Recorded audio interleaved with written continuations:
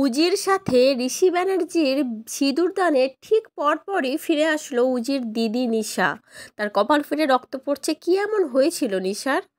পুরোটা জানতে ভিডিওতে লাইক দিয়ে চ্যানেলটা সাবস্ক্রাইব করে দেখতে থাকুন।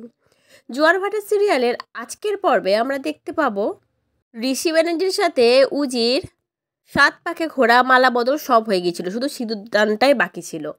আর ঋষি ব্যানার্জির পাশে বসে বসে উজি ওয়েট করছিল তার দিদি নিশার। সে ভাবছিল, দিদি তুই কোথায়? এখনই সিঁদুরদান হবে, তুই প্লিজ আয়, আমি যে বিয়েটা করতে চাই না রে। কিন্তু উজির দিদি নিশা তো এসে পৌঁছায় না, আর ঋষি ব্যানার্জির সাথে সিঁদুরদানটা অলরেডি হয়ে যায়। আর সিঁদুরদানের পরে উজির চোখ বেয়ে জল নেমে আসে আর ভাবতে থাকে, দিদি তুই এটা কেন করলি আমার সাথে? তুই আমাকে এভাবে ঠকালি, তোকে বিশ্বাস করাটা সত্যি আমার উচিত হয়নি রে। আর ঠিক তখনই হন্তদন্ত হয়ে সেখানে প্রবেশ করে নিশা।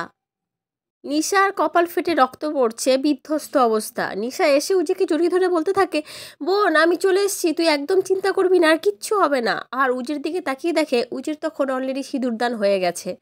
উজি ঋষি ব্যানার্জির বউ হয়ে গেছে। নিশা বুঝতে পেরেছে তার আসাটা অনেকটা দেরি হয়ে গেছে। উজির দিকে তাকিয়ে নিশা বলতে থাকে, বোন আমি অনেকটা দেরি করে ফেললাম বল।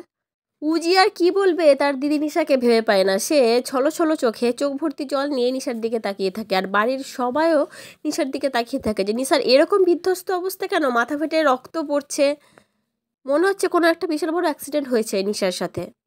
এবার কি হবে উজি আর নিশার? কেমন লাগলো কমেন্ট করে অবশ্যই জানাবেন। পরবর্তী আপডেট নিয়ে তাড়াতাড়ি আসি, সঙ্গে থাকবেন, সাথে থাকবেন, চ্যানেলটা সাবস্ক্রাইব করে দেবেন। ধন্যবাদ।